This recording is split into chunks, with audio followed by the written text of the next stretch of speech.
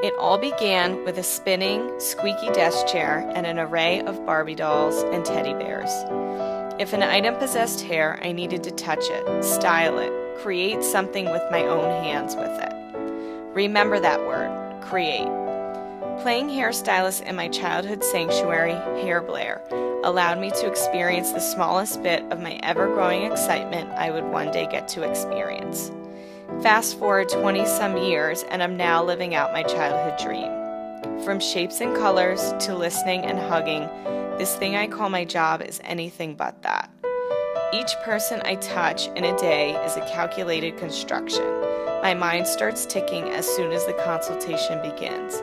A new challenge, I think. Remember that word too, challenge. I'm the human scanner, checking facial features, eye color and skin tones, listening to likes and dislikes, interpreting what a client wishes he or she could see looking back at them in the mirror ahead. I store all this valuable information in my vault of a brain and head to the color display. But it's more than a formula. It's knowing how to not only touch the head, but also the heart. You can't teach someone empathy or compassion. It has to be something you truly feel inside. I'm a friend, an unbiased ear, someone who restores hope and offers up my deepest condolences. We bond in that spinning salon chair, although the squeak no longer exists. The smile that is returned through the mirror is my favorite part of the whole process. I've now fed my unrelenting desire to create, but I've also had the pleasure of bringing beauty and confidence to another human being. Here's where I'm wedged. I asked you to remember the words create and challenge. The thing is, my existence depends on it.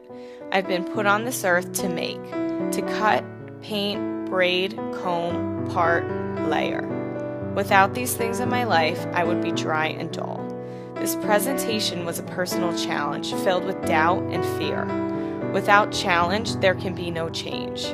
I, as a stylist, am always seeking my next challenge to create, and I was determined to crush that feeling of doubt and instead turn it into something beautiful.